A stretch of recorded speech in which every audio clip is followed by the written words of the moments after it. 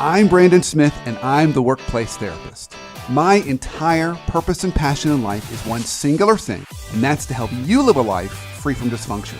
And let's be honest, folks, dysfunction is everywhere. Our bosses, our coworkers, our neighbors, even that grumpy barista that pours your coffee. And sometimes, that dysfunction stares back at us in the face when we're getting ready in the mornings and we see ourselves in the mirror. Well, at the end of the day, life and work should not have to suck. The purpose of this show is to help you overcome those roadblocks in your life to help you realize the life you've always wanted. This is the Brandon Smith Show. I'm your host, Brandon Smith, and the entire purpose of this show is one singular thing, and that is to help you live a life that is just a little more healthy and a little less dysfunctional. So today, our topic is a really good one for all of us in the workplace. How do we not only get recognized as a high potential, but stay on that track, regardless of where we're at in our career? Maybe we're starting a new job. Maybe we've already been at the same place for some period of time. How do we continue to move up that path? And so to help us with this topic, I am really excited to welcome my good friend, Allan DeNiro. Allan, thank you for coming. Thank you for having me. Yeah, and so in a minute, I'm going to kick it over to you to tell us a little bit more about your journey, but let me spend a little bit of moments to more formally introduce you. So Allan is, I'm going to make sure I get this right because he's got a nice long title. He's the Senior Vice President and Chief Human Resource Officer for the Havertys Furniture companies based here in Atlanta. So you know a thing or two about human resources and how to get on the radar. I do. I've had a little bit of time in the job, not only at Havertys, but a large part of my career also. And that's what's really exciting because you've spent time wearing different hats in different industries. So tell us a little bit more about this journey. How did you get to this seat and what has been your path up to this point? Yeah. Well, that's correct. And by the way, thank you for having me on the show again. Of course. So I've been very fortunate. I've had the opportunity to wear many hats, as you said, and in addition to that, to work in many different industry segments, or some people call them verticals. 100 years ago, I started my career in sales, and that was in the healthcare industry. And so for the first 11 to 12 years of my career, I was fortunate to work in sales, marketing, manufacturing, distribution, strategic planning, mergers and acquisitions, and ironically, almost virtually every area except human resources. And that wasn't me, by the way. That was a company that a bad year was where we only grew 25%. So wow. There was a need for people. They told me when I interviewed on campus, we're going to put people in jobs before they're ready. If that's the kind of company that you want, you should come to work here. So that was the first 11, 12 years. I, to this day, have nothing but good things to say about that company and my experiences. Again, on an org chart, I covered a lot of ground. Honestly, every one of those jobs, including the first one, I really didn't know a thing about it. I said yes, and on the way home after I said yes, I said, how am I going to do that? But it was a great environment to learn and a great environment for opportunity. After that, I had an opportunity to work for Ted Turner for about 7 or 8 years in the days when Turner Broadcasting was Ted's, so to speak, and a very entrepreneurial company. And, another industry in terms of media, sports, entertainment, in terms of the things we did at that time. After that, spent some time with a Swiss private equity firm where I was vice chairman of the board of one of our portfolio companies and president and CEO of 2 of our other portfolio companies that were startups. And then had a consulting firm that focused specifically on CEOs and company owners only. Can talk about that later if you want to. And then finally, Havertys, where I have been for almost 14 years. And really, this is only the second time in my career where I have officially had the title related to HR and people, although as a manager and as a leader, you really always have that title. And I'm honestly not happy when it gets sort of segmented off or shuffled off to just HR. So that's a quick read. What's in common of all those different industries: retail, healthcare, media, sports, entertainment, private equity? I've been fortunate to always work with entrepreneurs. And there have been some very large public companies, but still in those companies, the founder or the original entrepreneur was there. And it was a great opportunity to learn from them and then learn all the cultures in those settings. Well, I've heard, so what I haven't shared with our audience is I've had you into my classroom at Emory University several times to talk about this topic of what makes a high potential. And every time you introduce yourself and every time I'm amazed and impressed with your background. So I'm really, really thankful and appreciative that everyone gets to hear from your perspective. But I do want to make an important note. I find that some of the very best HR leaders are the ones that never came from HR. They grew up in the business and the lines of business, and then eventually moved over to HR because they have such a perspective into how the business works that when they start thinking on the people side of it, they really have good understanding of context. Right. I would agree with that 100%. When I worked with Ted, one of the areas of the company, the corporation that reported to me was HR, and it was officially the first time in my reporting relationship that there was there. And at that time, I was very much an aardvark among HR people. Everywhere I went, I took the job. I said, I should probably go get to know some HR people since I have this area. And the number of peers who looked at me and said, you're the head of HR of a 10,000 person international company, and you've never been in HR before. And I kind of said, yes. And the good news, to your point, Brandon, is that I'm really no longer an aardvark, and many, many, many more of my peers have come up through the lines, so to speak. I always tell audiences when I speak to them, especially HR people, I warn them that I'm biased and that, I am much more in favor of HR people who have come up through the business side than I am of, sort of career HR people, so to speak. So I admit it, I'm biased, I've been a product of it, but I'm no longer an aardvark. There's a lot of me out there. So let's pivot to our topic. I'd love to get your perspective. Maybe there's 3 things, maybe there's 5 things. I don't know if you've got in your mind a certain set number, but what are those things that we need to be doing either starting on day one or different points in our career to make sure we are on the radar and maintaining that kind of high potential status? Yep. Well, so the first one that comes to mind, and there are a couple of them, but the first one, and I would submit that either the hiring manager, I'll call it the person that brings you into the organization, let's say it's day one, or if the hiring manager doesn't do this, I believe it's the responsibility of the new associate to do this. And so number one on my list, bar none, is that you need to get an understanding of what I'll broadly call the operating standards of the organization. And in English, that means how do we treat each other? How do we speak to each other? How do we handle conflict? How do we generate new ideas? How do we deal with uncomfortable situations? You get it. So sort of what I call that. As you were talking about those operating standards, immediately culture went to my mind. Right. Is there a difference, or is that just another label for the same thing? No, I think it's a great point. I think if you were to summarize it, it is the culture. I think where people sometimes don't pay attention to it is culture is such a commonly used word. And, I think it's interesting when people are interviewing, they will in some way, shape, or form say that they want to know what the culture is or they want to learn about it. But the typical first day for many, many, many people is, hi, welcome, glad you're here. There's your desk, there's your badge, there's your parking place. By the way, we have a meeting in 5 minutes and see you there. And so somebody in that first 30 minutes needs to say, let's have a little discussion about, again, as I said earlier, how do we do things around here? And I would, the maybe radical part of what I said earlier, if the manager doesn't do that, if the hiring person doesn't do that, I think it would greatly be a benefit to the new associate to say, can I just maybe ask you a couple of questions? And I think people overcomplicate things. I think they try to get way too serious about things. I think the way that I mentioned it. Can you just tell me a little bit about how do we communicate around here? Is it more formal? Is it less formal?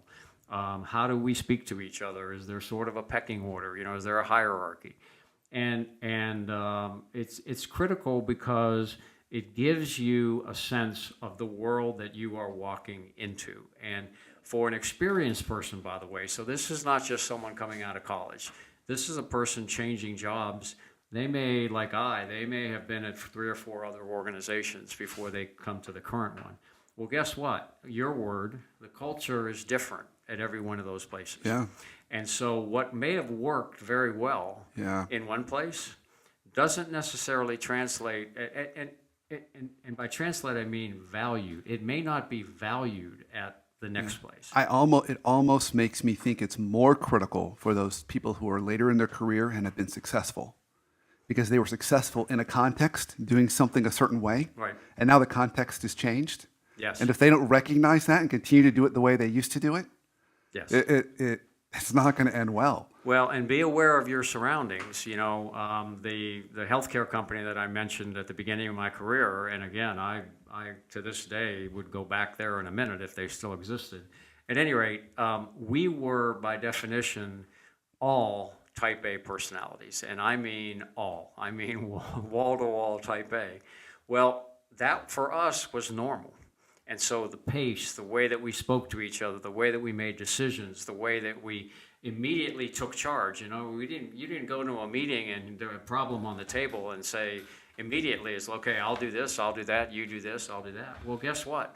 There are some cultures that are not 100% type A personalities, and they don't particularly value type A personalities. Now, we can have a whole separate discussion about what you might have, should have done in your job search before you connected with a place like that. But the point is, college graduate, tenured associate, that first 30 minutes, in my opinion, of day one is critical. It's not, you and I we're talking about this, and it doesn't sound like rocket science. That's it's just exactly you're stepping in right in the first day trying to gain some clarity. And I would argue clarity's number one job of any leader, just going there to drive clarity. So you're trying to do it on the first day. And yet I don't know that many people that do that. That's correct. And if, to me, it's like going to Vegas if you don't do that.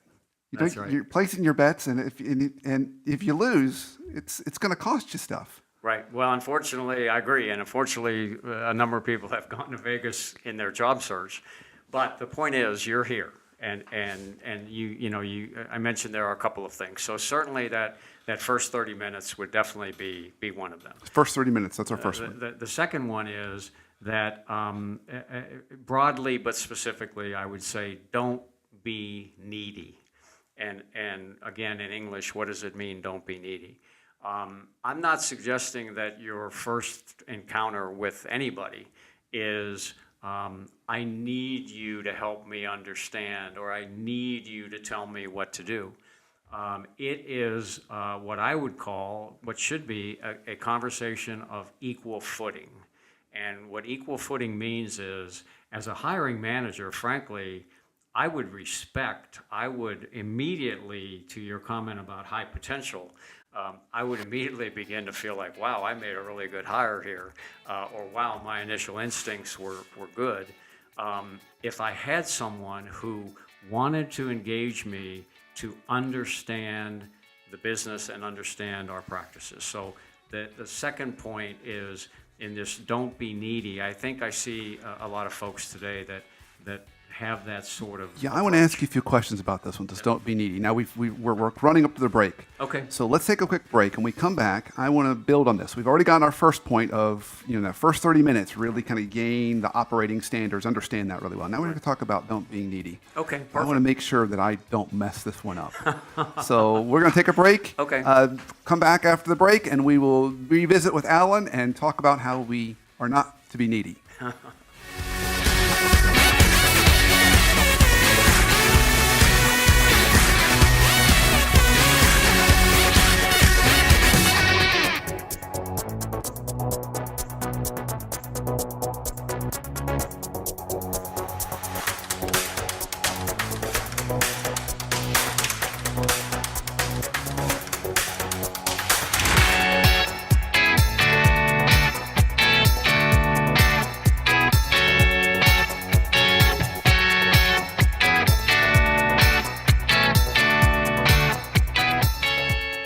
job plus the right culture plus the right boss equals workplace happiness. The number one reason people leave jobs is problems with their boss. A horrible boss can make us dread every Monday, but an amazing boss can make us so excited to work that we'd go in on weekends. Finding your perfect boss is not only possible, it's one of the most impactful steps you can take in crafting your perfect career. Visit theworkplacetherapist.com and click on guides to learn how to find and get your perfect boss, whether that means making the decision to move on or turning your current boss into the perfect leader you want them to be. Our bosses have so much influence over our work and our whole day. Working for the right boss alone can be a winning career strategy.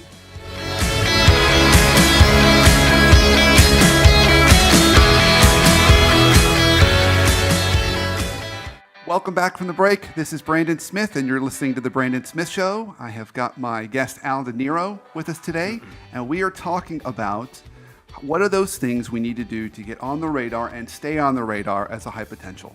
Or the flip of that is, what are the things that we want to make sure we don't do? And so we were just talking about two right before the break. We talked about making sure you spend 30 minutes on day one or as close as you can, talking to either a new hiring manager or others about kind of the operating standards or the culture inside the organization. That's correct.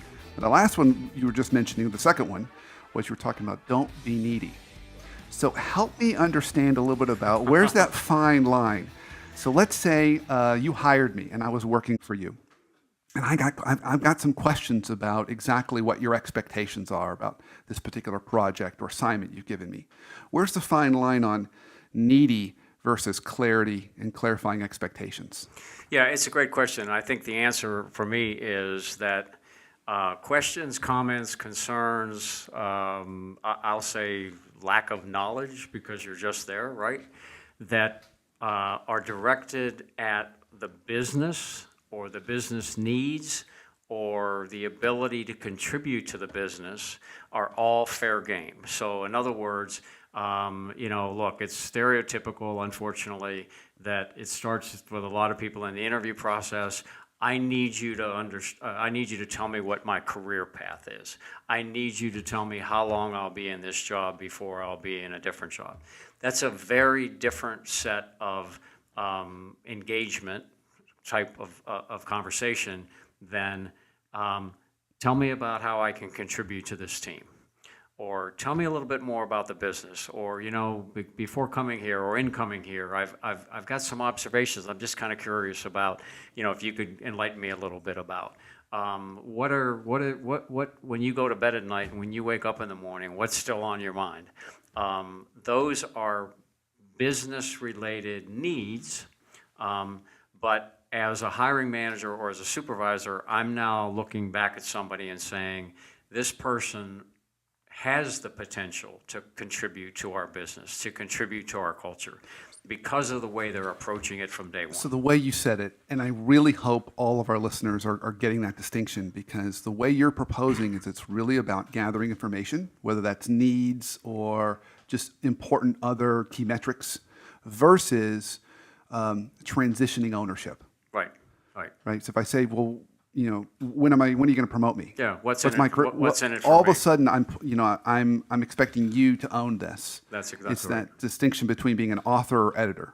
Right. So what I'm hearing you say is you should come always trying to be author and allow other people to edit versus you flipping that role. That's a great way to put it. And look, I said at the beginning here, I'm biased, and I admit I'm biased by my own fortunate career path. A conversation that starts, in my opinion, in what's in it for me, whether that's a business conversation, whether that's a personal conversation, I think is off on the wrong foot. Because what's in it for me means it's all about me, and you need to somehow bring value to me. And I'm all about bringing value to the organization in any capacity, whatever your title is. Yeah. So. Okay. God, awesome. Okay, so I think I thank you. I think I figured out the needy part, Okay. and I know how not to do that. I hope so. How about another one? Is there another one? Yeah. So there's a third one that comes to mind, and it's flexibility. And flexibility is exactly what it means. Look, people change, situations change, businesses change. Customers change, markets change, The terrible cliche, if I would use it, is that everything is about change, and so there's a couple of ways you can deal with it, but one of them is people who are flexible are imminently more successful in dealing with any kind of change than people who are rigid or structured or said, wait a minute, this isn't what you promised me, or wait a minute, this isn't what you said, or wait a minute, this isn't what I expected. Again, a highly valuable person on our team, high potential, if we want to use that term, is someone who says, okay, I get it. It's different than it was yesterday. It's different than it was this morning. Something changed that we don't control. Or, frankly, something changed because we made a bad decision. Okay, where do we go from here? So flexibility beats inflexibility all day long. Okay, so I think we have time for one more. Is there another one beyond flexibility? If there's another one beyond flexibility, I would say that, and I'll switch gears a little bit on you here, I think that it is a natural hunger for the business. And natural, I use that term specifically because, honestly, there are a whole bunch of people that don't have that hunger. They show up for work every day, they do their job, they get their paycheck, they survive. They're not high potential. They're not going to get terminated, but they're just sort of vanilla ice cream. Call them solid citizens. Yeah, they're vanilla ice cream in the workplace. Yeah. But a passion for the business, a desire to learn about the business. Look, as I said, I was very fortunate in that I touched virtually every spot on the organization chart, officially not financed in deference to our CFO. But the point is, learning about the business, not, I'm in accounting, I just do accounting. I'm in HR, I just do HR. I'm in sales, I don't know anything about marketing. The workplace today, the marketplace, the competitive arena, wherever you want to cut that pie, demands that you have people who are long and wide and deep in their knowledge or in their desire to acquire knowledge. Okay, so I love this, and it ties a little bit to the flexibility in many ways, exactly. because you're not just staying within your lane or your silo. Right. So practically or tactically, so how would you prescribe that to somebody? How could they do that in a given day, week, or month? Honestly, I think it's very easy, and the answer I would give is go spend time with the practitioners of other parts of the business. If you work in home office, go and work in a store. If you have stores, go and work in a distribution center. If you have a distribution center, go and be with the manufacturing people. Go hang out with the marketing people who are trying to figure out, the latest web strategy or the latest omni-channel strategy. The way to do it is to physically put yourself there. Now, granted, you might be greeted with either eyeballs or words that are like, who are you and why are you here? But I promise, once they understand that your goal is to learn and your goal is to be part of the business, I've never, ever had a situation where one of those functional people said, you really need to not be here. So put yourself in the middle of it. It sounds like it actually has dual benefits, because not only does it make you better and smarter in your function, it's also kind of a risk management strategy. Right. Because more people in other parts of the business know you. That's exactly right. And know your value. So, keeps you a little more, allows you to weather those storms a little bit better when your root systems is a little bit deeper. Right. I've said forever that the most successful conversation I can ever have with an associate is to stand and talk to them somewhere in the hallway in their part of the work for 20 minutes, and never, ever, ever does the subject of HR ever come up. Because if we walk away from that and that person says, he kind of actually knows what I do, that's what the heart of business is about. I love that. Okay. All right. So so we'll summarize these points in a minute, but now we're at that point in the show where I'm going to ask you for one life hack. So what's a life hack for us, either personally or professionally, that will make us have that much more healthy and productive life and a little less dysfunctional? Wow. So I would say, in a nutshell, have your antenna up as high as you can have it, and have your sensors up as high as they can be, specifically focused on negativity. And what I mean by that is really, really, really catch yourself and think about when you are around negative people, when you hear negative things, when you find yourself saying negative things. It doesn't sound very profound, but I promise you, if you spend 15 minutes tomorrow and you just say, I'm going to focus on what I say, or what someone said to me, or what I observed, and if my first thought was a negative one, or my first reaction was a negative one, you will be amazed at how that creeps into our lives. And you know, as an old person, I can say that I have a little thing I write in my notebook every week on Monday, and it is negativity causes old age, because I don't want to be a grumpy old man. And so negativity. No, get off my lawn. Yeah, you know, no, get off of my lawn. There you go. Yeah. So I think that it really, again, it doesn't sound profound, but if you see how much negativity creeps into our lives, and sometimes that we add a little fertilizer and send it down the line, hopefully not intentionally, but if you just say, I am not going to be a negative force, and I'm not going to allow negative forces to influence me, it really, its work makes all the difference in the world. Well, what I love with what you said with that is I think it complements, it's the cherry on top of everything else you've talked about. Because so much, if I was to put the four big things, so we've talked about the importance of the 30-minute conversation to clarify expectations. We've talked about, and those operating standards. We've talked about not being needy and taking that ownership, kind of a growth mindset. We've talked about being flexible. Right. And then we end with just having a real hunger and passion for the business and getting curious. That's correct. Yep. All of those have a growth orientation, which you have to have a certain level of optimism. If you're negative, then my sense is you'd be more into kind of a fixed mindset, you'd more turtle. Well, that's true. And look, unless you work in a room by yourself all day long with no human contact, the reality is things happen. Life happens. And when it happens, professionally or personally, you have a choice. And the choice is, I can either let this overtake me, or I can overtake it. Yeah.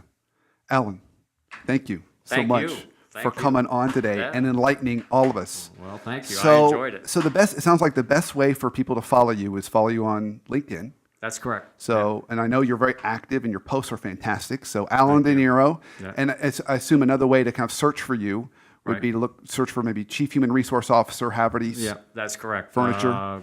Rightly or wrongly, Google will find me in about 4 seconds. I do post on LinkedIn. It's a great community.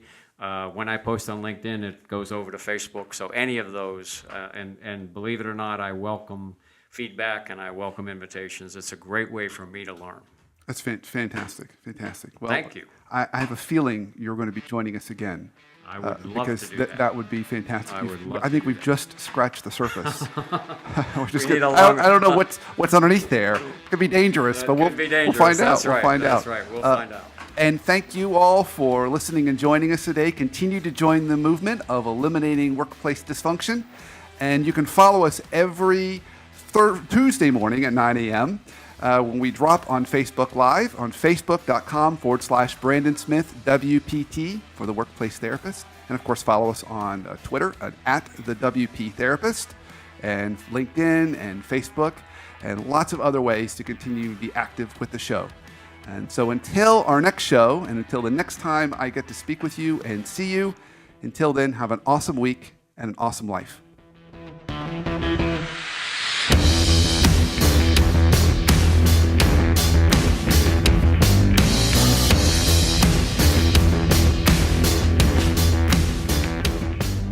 I'm Brandon Smith, and I'm the Workplace Therapist. My entire purpose and passion in life is one singular thing, and that's to help you live a life free from dysfunction. And let's be honest, folks, dysfunction is everywhere. Our bosses, our coworkers, our neighbors, even that grumpy barista that pours your coffee. And sometimes, that dysfunction stares back at us in the face when we're getting ready in the mornings and we see ourselves in the mirror. Well, at the end of the day, life and work should not have to suck. The purpose of this show is to help you overcome those roadblocks in your life to help you realize the life you've always wanted.